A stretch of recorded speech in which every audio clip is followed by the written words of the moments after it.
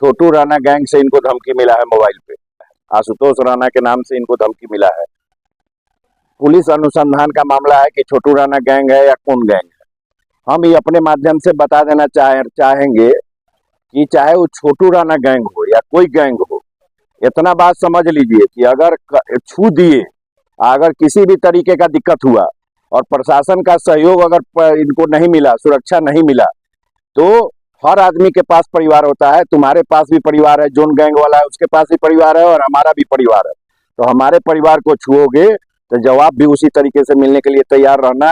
आए हैं नेतागिरी करने, अगर कल होके बनाना चाहोगे क्रिमिनल तो वो बनने का काम करेंगे, वो चिंता करने का बात नहीं। बीते दिनों साहेबगंज के कारोबारी से 15 लाख रुपए की रंगदारी मांगने और मकान खाली करने की मिली धमकी। रुपए नहीं देने पर मकान पेट्रोल छिड़क कर जलाने और बम से उड़ाने की भी बात कही गई थी। पीड़ित ने बताया कि यह धमकी कुख्यात अपराधी छोटू राणा ने फोन पर दिया है। इस मामले में पीड़ित महेश्वर तिवारी ने साहेबगंज थाना में आशुतोष राणा और छोटू राणा के विरुद्ध प्राथमिकी दर्ज कराया है।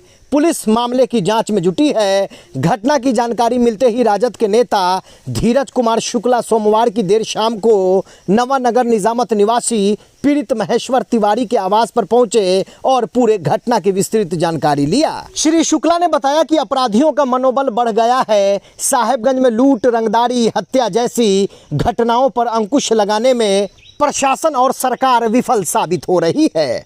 ऐसे में लोगों का विश्वास सरकार और प्रशासन से खत्म होता दिख रहा है। खुलेआम हत्या, लूट और रंगदारी जैसी घटनाओं पर भी स्थानीय सांसद और विधायक मौन धारण किए हुए हैं। अब ऐसा लगता है कि अपने जान माल की सुरक्षा के लिए स्वयं अपराधियों का सामना करना पड़ेगा। देखिए ये खास रिपोर्ट। हमको जैसे कि हम अयोध्या घूम करके आ रहे थे, 3:24 पर हमको 12 नंबर से कॉल आया, विदेश का नंबर था वो। फ़ोन आया, हम पहले एक बार नहीं उठाया, उसके बाद फिर दोबारा फ़ोन आया, हम कहे कि हाँ कोई बात। हमसे बोला कि तुम एजेंसी वाले बोल रहे हो? हम कहे कि नहीं, हम एजेंसी वाले के, हम उनके छोटे भाई बोल रहे हैं। बोला कि तुम सुनो, मकान खाली करो और इतना पेमेंट डालो, नहीं तो हम पेट्रोल पटा करके बम मार देंगे। कितना पेमेंट डालने का? कितना मांगा गया है? उसके बाद में हम बोले कि सुनिए भाई जी, हम बाहर हैं, हम घर चलते हैं, क्या हुआ है, बात नहीं हुआ है कि हम चलेंगे घर। हम कहे कि आप को बोल रहे हैं? तो मैसेज किए हम पर कि हम छोटू राणा। हम छोटू भाई बोले, हम इसी लफ्ज में बोले कि छोटू भाई क्या बात है, वो हमारा नहीं समझ में, पूछो कि हम बाहर हैं, हम घर चल रहे हैं, घर बात करेंगे पिताजी से, हमारे गार्जियन पिता ना है कि हम उनसे बात करेंगे। उसके बाद में आप हमको कल फ़ोन कीजिए 2 तारीख को 3 से 4 बजे। वो नहीं फ़ोन किए हमको। बीफे के दिन वो 3 तारीख को फ़ोन किए 10:26 पर। क्या तुम हमको हल्का में ले रहा है? हम शांत है तो तुम क्या बुझ रहा है? तुम्हारे मकान का इंश्योरेंस है कि नहीं? हमको भाई क्या बात हुआ है? तो नहीं, तुम मकान खाली करा, नहीं तो पेट्रोल पटा कर बम मार देंगे। तो हम उनसे इतना बात कहे कि ठीक है, आप भी यहाँ के हैं, हम भी यहीं के हैं,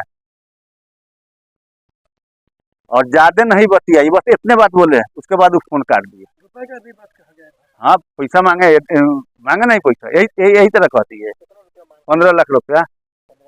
हाँ, हालांकि आपने प्राथमिकी दर्ज कराया। हाँ हाँ हाँ, नहीं प्रशासन से मिले, डीएसपी को दिए और हमने कहा कि हाँ भाई हमको, हाँ वो बोले कि हाँ पुलिस प्रशासन के यहाँ जाने से पहले छोटू राणा और आशुतोष राणा के बारे में पता कर लेना, तब कोई कदम उठाना।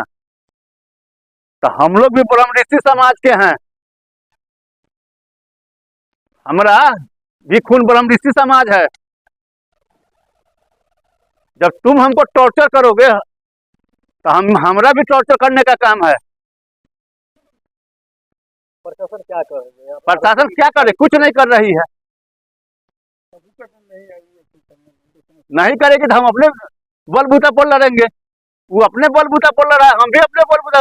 वो हमको मारेगा, हम उसके यहाँ भी है ना कुछ, हम भी वहाँ समझेंगे चल करके। ऐसा थोड़ी है कि हाँ वो हमको, हम अति की धंधा किए हुए हैं तो हम बांटने के लिए बैठे हुए हैं, खून पसीने बहा करके न कमा रहे हैं।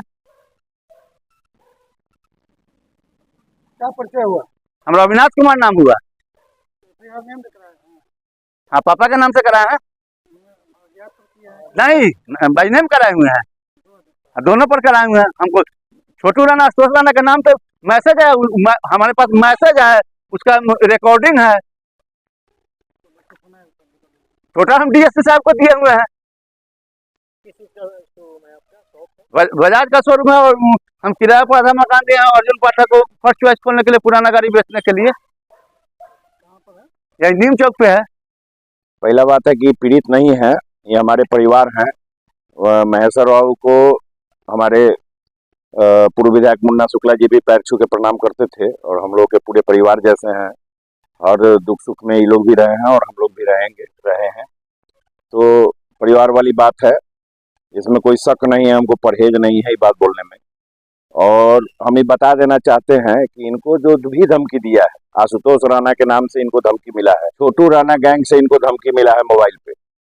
तो ये पुलिस अनुसंधान का मामला है कि छोटू राणा गैंग है या कौन गैंग है।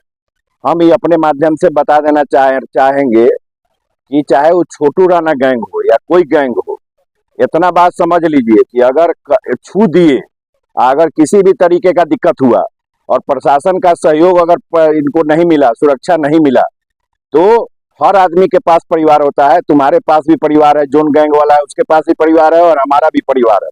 तो हमारे परिवार को छुओगे तो जवाब भी उसी तरीके से मिलने के लिए तैयार रहना। आए हैं नेतागिरी करने, अगर कल होके बनाना चाहोगे क्रिमिनल तो वो बनने का काम करेंगे, वाला चिंता करने का बात नहीं।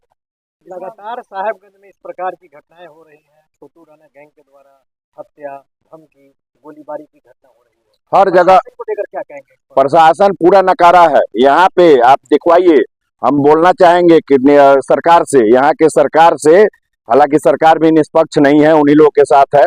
आज आप सांसद महोदय के यहाँ, आप विधायक के यहाँ जाके दिखवाइए कि कौन कौन क्रिमिनल जाता है। जितना भी यहाँ का क्रिमिनल है, पूरे 6 विधानसभा की हम बात करते हैं, पूरे जिला की बात करते हैं, 2-4 जिला का बात करते हैं, ये किसी भी कास्ट का कोई क्रिमिनल होगा उनके यहाँ आता जाता है। पता कर कहाँ से क्राइम कंट्रोल होगा, जब सत्ता का संरक्षण मिल रहा है और एमपी विधायक का संरक्षण मिल रहा है, प्रशासन का संरक्षण मिल रहा है। आज 3 दिन हो गया, ये लोग प्रशासन हत्या का इंतजार कर रहा है कि यहाँ हत्या हो जाएगा तब सुरक्षा देंगे। एक गाड़ी न पुलिस की आई है पूछने न कुछ। डीएसपी साहब से बात हुई है, वो बोले हैं कि हम प्रशासन को बोले हैं कि सुरक्षा का दायरा बढ़ाएगा, जो हम कर सकते हैं किए हैं। आप एसएसपी साहब से बात कीजिए, एसएसपी साहब के यहाँ भी हम एप्लीकेशन डलवा रहे हैं, लेकिन प्रशासन सिर्फ, ये हो सकता है किसी राजनीतिक मकसद से भी फोन आया, हो सकता है लालच के मकसद से किसी गैंग ने फोन किया हो, किसी भी तरीके से हो, जवाब कठोर मिलेगा, जवाब दीजिएगा। अगर गलत कीजिएगा तो गलत से जवाब मिलेगा, हाथ जोड़ के काम नहीं होगा। तो आपके द्वारा और राजद के द्वारा मतलब क्या न्याय की दिशा में क्या पहल किया जा रहा है? न्याय तो तब ना होगा जब गलत कुछ होगा। अभी तो धमकी है तो बदला, धमकी के बदला धमकी मिलेगा और उसके बाद गलत के बदला फिर गलत का परिणाम गलत से मिलेगा अगर प्रशासन सहयोग नहीं किया तो। प्रशासन क्रिमिनल बनाती है, प्रशासन से बड़ा कोई गुंडा नहीं है। प्रशासन चाह जाए तो गुंडा आज के डेट में घर पकड़ लेगा या मारा जाएगा, लेकिन प्रशासन गुंडा पालती है। और आज हमको आपको, जो हम एक बिजनेसमैन है, आज यहाँ आए हैं समाज सेवा के भावना से नेतागिरी करने, हमको आपको क्रिमिनल बनाने का काम भी प्रशासन करती है और यही चल रहा है। अगर इसी तरीके से हुआ तो हर एक बच्चा हथियार उठाने पर मजबूर हो जाएगा। इसलिए हम चेताना चाहेंगे यहाँ के सांसद को, यहाँ के विधायक को, यहाँ के सरकार को कि भाई चेतिए, नहीं तो गृह युद्ध छिड़ने में टाइम नहीं लगेगा।